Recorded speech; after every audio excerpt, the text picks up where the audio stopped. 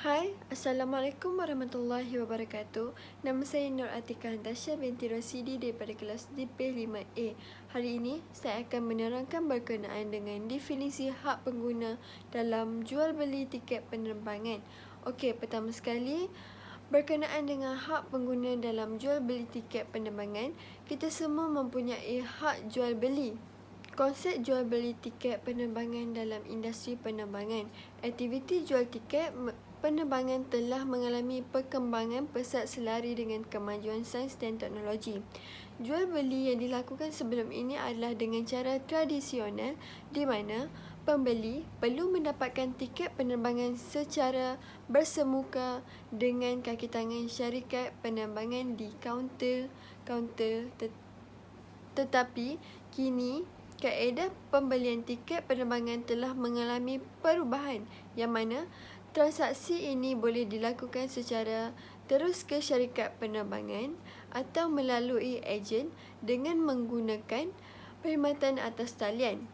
Dalam jual beli tiket penerbangan, istilah yang digunakan adalah e-commerce, e-business dan e-ticketing. Yon Lee mendefinisikan e-commerce sebagai integrasi sistem informasi untuk umum dengan menggunakan internet, extranet, laman sesawang dan email. Justeru, cara yang terbaik untuk mengembangkan perniagaan dan menarik perhatian pelanggan untuk pembelian tiket penerbangan adalah melalui kaedah jual beli tiket atas talian dengan memanfaatkan teknologi internet sekarang. Oleh itu, syarikat penerbangan pada masa kini telah mengaplikasikan teknologi internet dan mewujudkan laman sesawang syarikat bagi tujuan urusan perniagaan untuk mengurangkan kos buruh, mengelakkan pembaziran kos lain, di samping itu untuk meningkatkan margin keuntungan syarikat sendiri. Assalamualaikum, saya Siti Nurina Afzal binti Zulkifli dari kelas DP5A, nombor kad matrik DPH 2019-24367. Hari ini saya akan memberitahu sedikit tentang isu-isu berkaitan hak pengguna dalam urusan jual beli tiket penerbangan. Okey, dalam urusan jual beli tiket penerbangan ni akan ada beberapa isu yang akan menjejaskan hak pelanggan. Antara isunya ialah pembatalan jadual penerbangan atau kelewatan jadual penerbangan dan caj tambahan yang dikenakan ke atas pelanggan. Okey, kita pergi kepada isu kelewatan jadual penerbangan. Bila kita sebut pasal penerbangan, akan ada isu yang sering terjadi. Isu ni akan melibatkan mana-mana pihak syarikat penerbangan, tak kira dalam atau luar negara, di mana bila sebarang tempahan tiket penerbangan yang dibuat, pelanggan perlu akur atas kelewatan atau pembatalan jadual penerbangan tersebut. So, bila dah jadi isu, dia akan ada kesan. Kesan dia adalah beri impak negatif kepada syarikat penerbangan serta pelanggan. Pelanggan pun kena, syarikat penerbangan pun kena. So, dua-dua image tercalar. Pada masa yang sama, jadual pelanggan juga akan terganggu disebabkan isu ini. Maka, imej syarikat penerbangan tersebut akan menjadi buruk di mata pelanggan. Contoh macam kita nak pergi beli tiket, nak buat tempahan tiket dekat syarikat 123. Tapi ada orang bagi tahu yang delay, yang flight dia tu delay selama 8 jam. So kita tak nak buang masa kat situ, kita akan pergi ke syarikat penerbangan yang lain yang lebih cepat dia punya jadual. Okey, sebagai contoh dia, Ali beli tiket dari Beijing ke KL dari syarikat ABC. Dia beli tiket berasingan. Lepas tu, pada masa yang sama, dia beli juga tiket dari KL ke Singapura, tapi dari syarikat penerbangan XYZ. Dan syarikat dan flight dia yang dari Beijing ke KL tu delay selama 8 jam. Dia beli tiket dia beli tiket juga dan dia tak dapat naik flight yang dari KL ke Singapura disebabkan flight dari Beijing ke KL tu delay. So kat sini salah customer, salah pelanggan sebab dia beli tiket yang berasingan dari syarikat penerbangan yang berasingan. So kat sini kalau dia minta ganti rugi, syarikat tidak akan bertanggungjawab atas mana-mana kesalahan sebab itu kesalahan customer, bukan kesalahan syarikat penerbangan. Okey, kita beralih pula kepada penggunaan charge tambahan. Seperti yang kita tahu, syarikat penerbangan ni memang dorang akan peroleh keuntungan yang banyak dari mana-mana cara. Okey, salah satunya adalah charge tambahan yang dikenakan ke atas pelanggan. Dalam memperoleh keuntungan yang banyak, dorang akan menggunakan kaedah-kaedah apa-apa cara kaedah apa-apa saja yang mengembalikan keuntungan kepada mereka. Okey, antara contohnya pengiklanan yang menarik yang dapat menarik perhatian pelanggan. Okey, kesan yang dia kat sini, iklan-iklan yang dipaparkan, iklan-iklan yang dikeluarkan dapat membentuk imajinasi pelanggan dan pelanggan pun tertarik dengan dorang punya pengiklanan. Okey. Dia lepas pelanggan dah tertarik, dia ada satu isu di mana pihak syarikat penerbangan menggunakan kaedah pengiklanan yang mengelirukan, di mana dia tawarkan harga yang lebih rendah, tapi bila pelanggan membuat tempahan tiket, tiba-tiba dia kena bayar mahal. Sebab dia nak memperoleh keuntungan yang banyak. So dia kenakan charge tersembunyi dalam pembelian tiket tersebut. Okey. Syarikat penerbangan juga mengenakan yuran tambahan melalui pelbagai cara. Contoh kita beli tiket penerbangan. Dorang akan charge bila kita ada emergency case dan kita terpaksa membatalkan pembelian tiket tersebut. Dorang akan charge lah, tak kira lah berapa charge dorang. Ikut suka dorang. Yang kedua, pemilihan tempat duduk. Macam kita akan pergi, kita akan naik flight, kita mesti nak ambil seat yang menghadap tempat duduk sebab kita nak tengok pemandangan. Itu pun dorang akan charge juga sebab dorang tahu yang pelanggan ni akan lebih tertarik duduk tepi tingkap berbanding duduk kat tempat lain. Okay, yang ketiga, bagasi. Contoh kita nak bawa muatan yang lebih, duduk kat situ pun dorang akan charge juga. Dorang takkan bagi free. Free hanya dalam 15 kg, tak silap. Lebih dari tu 15 kg atau 5 kg, lebih dari tu kena charge. Okay. Charge yang dikenakan adalah berasingan. Dia tak termasuk sekali, dia berasingan. Sebab tu diorang peroleh keuntungan yang besar. Ini menjelaskan, membuktikan bahawa harga tiket tersebut ditawarkan dalam ruangan iklan tidak muktamad, malah terdapat charge tambahan yang dikenakan ke atas pelanggan. So pelanggan tak tahu pun yang diorang akan dikenakan charge tersembunyi. Diorang ingat diorang bayar amount tu je, dah tak ada charge lain. Salah, bukan. Syarikat penerbangan ni diorang pandai buat duit. Okay. Kebiasaannya pihak syarikat penerbangan tak akan meletakkan jumlah charge yang dikenakan seperti bagasi, cukai kerajaan dan charge insurans dalam iklan yang dipaparkan. Diorang sembunyi sampailah customer check in baru diorang bagi tahu. Okey. Lepas tu paling merumitkan keadaan, penggunaan frasa-frasa yang mengelirukan bertujuan untuk menarik perhatian pelanggan menyebabkan pelanggan tertarik pada tiket tersebut. So, kat sini pelanggan tertipulah dengan jualan murah tiket. Padahal itu untuk tiket saja, belum campur dengan charge yang bakal dikenakan ke atas pelanggan. Itu sahaja dari saya. Sekian, terima kasih. Assalamualaikum dan salam sejahtera. Nama saya Putri Anis Mazhar binti Hamdan. Saya daripada DP5A dan saya akan terangkan tentang analisis isu hak pengguna dalam jual beli tiket penerbangan. Okey.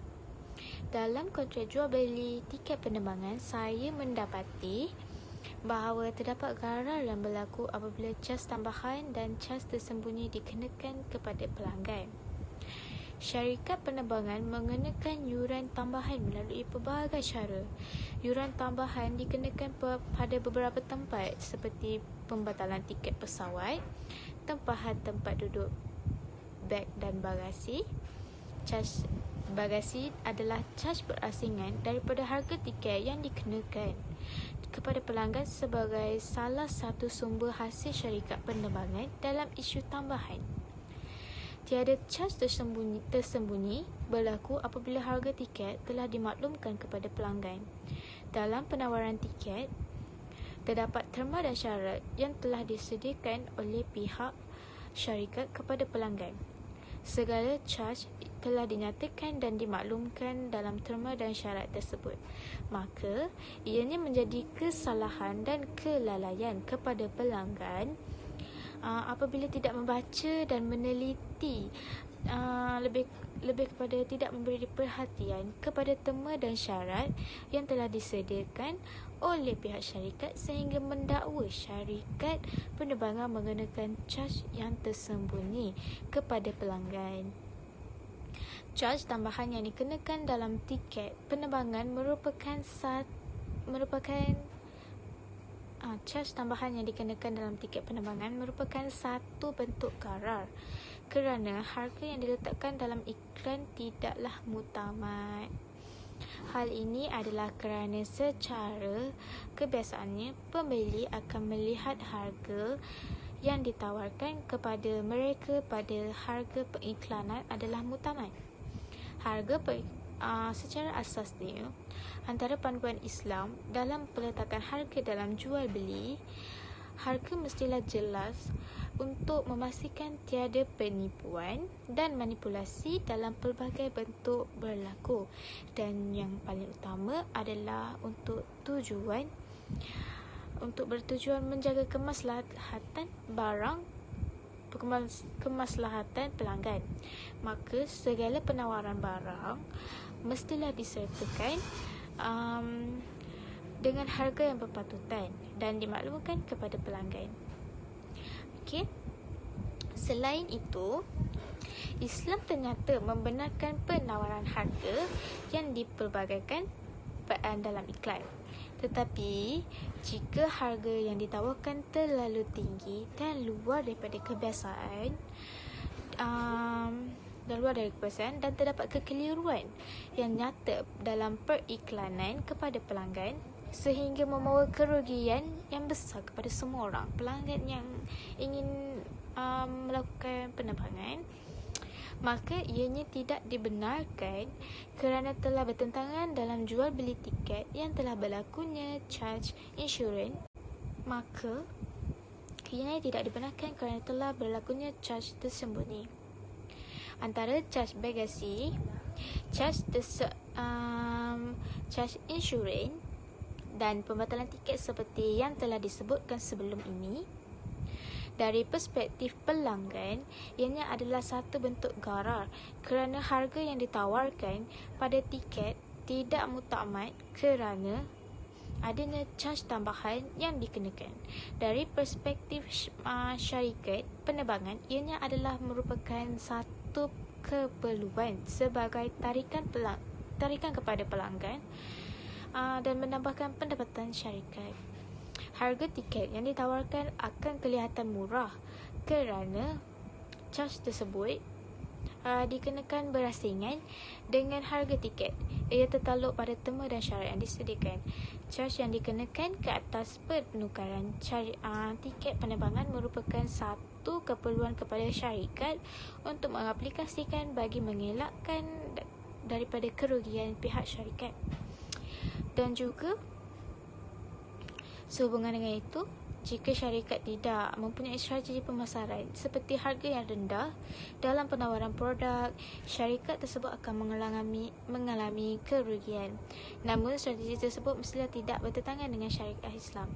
Itu sahaja daripada saya, Putra Anis. Assalamualaikum warahmatullahi wabarakatuh. Assalamualaikum warahmatullahi wabarakatuh. Saya Siti Nurfatia binti Muhammad Jasni dari DP 5A. Saya akan menerangkan tentang perkara yang haram dalam periklanan perniagaan dan solusinya. Okey, yang pertama, Manipulasi harga iaitu penawaran harga tiket yang berbeza pada destinasi yang sama. Keadaan ini menyukarkan pelanggan untuk membuat pilihan harga tiket penerbangan. Seperti contoh syarikat Y. Tiket penerbangan dicapai pada tarikh yang sama dan menuju destinasi yang sama. Berdasarkan harga yang ditawarkan syarikat Y, harga tiket penerbangan tidak menunjukkan harga yang tetap, walaupun destinasi yang dituju dan tarikhnya adalah sama. Harga yang tinggi ditawarkan pada sebelah pagi dan malam. Pada hujung minggu hari Ahad pula, harga tiket ditawarkan pada harga yang tinggi pada setiap waktu berbanding dengan hari yang lain. Hal ini memberikan kesukaran pada pelanggan untuk membuat pilihan. Dalam jual beli, syarat membenarkan perletakan harga yang berbeza tapi tidak membenarkan harga yang tidak berpatutan dan menipu pembeli. Harga yang diletakkan mestilah berpatutan dan tidak menindas pelanggan. Dalam penawaran tiket, harga boleh dikatakan akan melambung tinggi apabila tiba musim-musim perayaan dan musim-musim tertentu. Jika harga ditawarkan mengelirukan sehingga memudaratkan pembeli, ia merupakan salah satu unsur yang dilarang dalam Islam dalam perletakan harga. Seterusnya, periklanan. Harga yang dipaparkan dalam iklan adalah tidak menepati harga yang sebenar. Keadaan ini berlaku apabila syarikat meletakkan harga yang tidak dapat menerima. Keadaan ini berlaku apabila syarikat meletakkan harga yang dapat memberi tarikan dan perhatian kepada pengguna. Pengiklanan harga yang menarik perhatian pelanggan ini merupakan salah satu dari strategi pemasaran syarikat. Fakta dan dalam pengiklanan yang tidak benar adalah merupakan antara masalah yang berlaku di Malaysia. Dan fenomena ini seakan-akan sudah menjadi perkara biasa dalam pengiklanan. Hal ini dapat dibuktikan melalui iklan-iklan yang memaparkan harga barangan yang dapat menarik perhatian pelanggan dalam laman sosial di internet. Tetapi hakikatnya, harga yang dipaparkan itu tidak benar. Konsep harga menurut Islam tidak rumit. Selagi ia mematuhi syariah, maka ini dibenarkan. Harga yang ditawarkan mestilah jelas supaya transaksi yang dijalankan pembeli dan penjual jelas dan tidak menzalimi kedua-dua pihak yang berkontrak. Dalam pengiklanan tiket penerbangan terdapat kekeliruan dan ketidakpastian ataupun gorol dalam harga. Jual beli dan Islam perlu mengambil kira aspek yang mengesahkan atau membatalkan sesuatu transaksi dan kontrak yang dipersetujui oleh dua-dua pihak. Asasnya, ulama fiqh berbeza pendapat dalam transaksi yang mempunyai elemen gharar. Sesetengah ulama berpendapat kontrak yang mempunyai gharar adalah tidak dibenarkan dalam kontrak.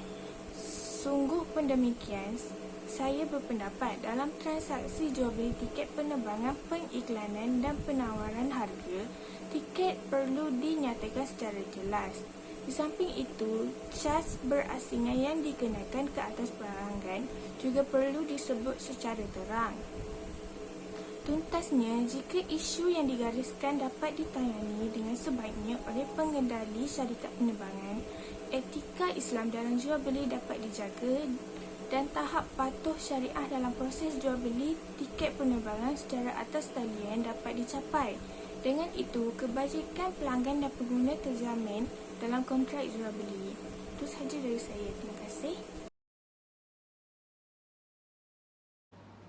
Kesimpulannya, Islam mementingkan penjagaan harap pihak yang terlibat dalam urusan jual beli dalam perbahasan fiqh. Sarjana Hukum Islam membincangkan hal pihak beli transaksi dalam perbahasan konsep khiyar. Keadaan ini dapat menggambarkan kesempurnaan Islam sepanjang zaman dalam menjaga kemaslahatan umat manusia secara umumnya dan para pengguna khususnya. Meskipun pada hari ini, konsep khiyar yang digariskan sarjana hukum Islam tidak digunakan secara khusus, namun wujudnya terma dan syarat yang dikekalkan di pihak penjual dan kepada pelanggan merealisasikan konsep dan matlamat yang sama seperti konsep khiyar, iaitu matlamat menjaga harap pihak yang terlibat dengan sesuatu urusan jual beli. Dengan adanya terma dan syarat tersebut, pelanggan berhak membuat tuntutan tertentu. Pada pengguna perlu meneliti terma dan syarat dalam jual beli, khususnya dalam jual beli tiket penerbangan. Pada masa itu, di samping menjana keuntungan pihak penjual yang mengatur terma dan syarat tersebut, khususnya syarikat penerbangan yang menjual tiket-tiket penerbangan perlu mengambil kira kepentingan pelanggan dan memenuhi tanggungjawab dengan cekap dan telus. Hal ini penting ada jual beli tiket yang dilaksanakan dapat memelihara hak pihak yang menjalankan urusan jual beli, di samping menepati prinsip dan etika jual beli dalam Islam. Itu saja daripada saya. Sekian, terima kasih.